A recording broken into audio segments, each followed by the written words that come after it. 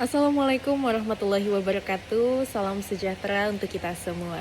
Baik, perkenalkan saya Dinda Galuh Nurutami. Di sini saya akan memaparkan hasil analisis positif dan analisis normatif terhadap kasus harga ayam di Pasar Klender menjelang Ramadan.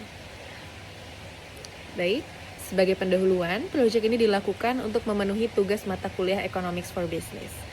Lalu dalam penelitian ini atau dalam proyek ini saya menggunakan metode analisis elastisitas permintaan harga, yang mana elastisitas ini merupakan sebuah ukuran ekonomi untuk mengetahui perilaku dari para pembeli dan penjual terhadap perubahan harga yang terjadi di pasaran. Dan elastisitas permintaan itu merupakan perubahan relatif dalam jumlah unit barang yang dibeli sebagai akibat dari perubahan harga.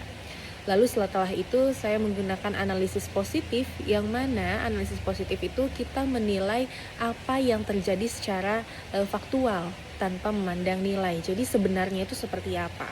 Dan analisis normatif yaitu kita melihat apa yang seharusnya terjadi berdasarkan nilai ataupun ya harusnya itu seperti apa gitu kan ya, dari yang sudah terjadi gitu. Lalu selanjutnya kita akan masuk ke analisis kasus. Ya, di sini saya melampirkan berita harga daging ayam di sejumlah pasar masih berada di bawah harga acuan. Pemerintah pastikan stabil jelang Ramadan. Di sini saya di dalam berita ini mengambil contoh di Pasar Klender Jakarta Timur. Jadi kalau dari inti pemberitaan ini, yang mana pemerintah ini memastikan bahwa harga daging ayam ras menjelang bulan Ramadan dan Idul Fitri dalam kondisi stabil dan pasokannya aman. Dan berdasarkan pantauan lapangan, harga di tingkat pasar saat ini masih berada di bawah harga acuan pembelian yang telah ditetapkan oleh pemerintah gitu.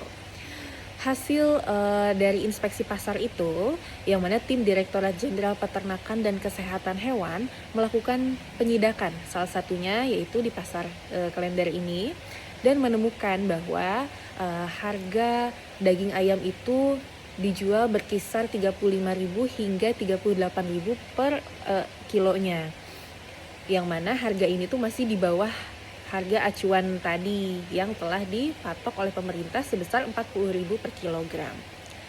Pasokan ayam dari rumah potongnya itu dilaporkan berjalan lancar. Menteri Pertanian Andri Amran Sulaiman menegaskan bahwa stok pangan nasional termasuk 11 atau 12 bahan pokok dalam kondisi aman untuk 2 bulan ke depan hingga Idul Fitri. Lalu tujuan pemerintahnya ini, pemerintah berupaya menjaga keseimbangan agar masyarakat mendapatkan produk yang aman dan terjangkau, sementara pedagang tetap mendapatkan keuntungan yang wajar, gitu. Lalu tentunya pemantauan intensif juga akan terus dilakukan bersama pemerintah dan pelaku usaha untuk memastikan kelancaran distribusi hingga hari raya. Maka secara keseluruhan berita ini memberikan jaminan kepada masyarakat terkait tidak adanya kendala yang berarti terkait ketersediaan dan harga daging ayam menjelang hari besar keagamaan.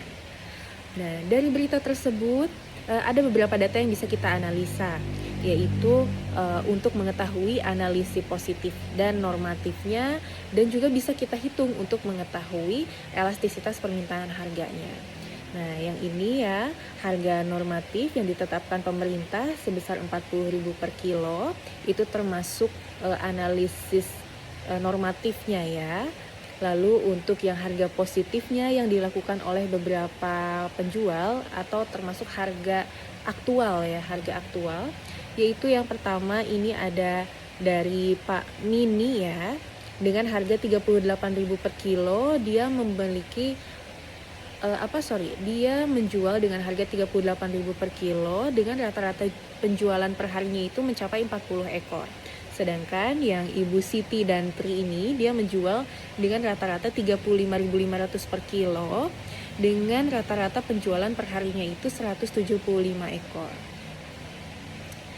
Nah, di sini kita juga bisa mengetahui analisis elastisitas permintaan harganya dengan menggunakan rumus yang ada di sini ya, di mana EDX sama dengan elastisitas permintaan produk, yaitu delta QDX dibagi QX per delta PX dibagi PX, atau delta QDX per delta PX dikalikan PX per QX.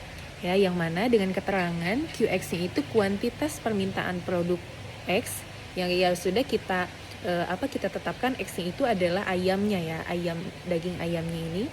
Lalu PX-nya itu harga permintaan ayamnya, delta QDX adalah perubahan kuantitas permintaan ayam, dan delta PX adalah perubahan harga ayamnya. Nah, lalu di sini ya kita bisa hitung, diketahui kita ambil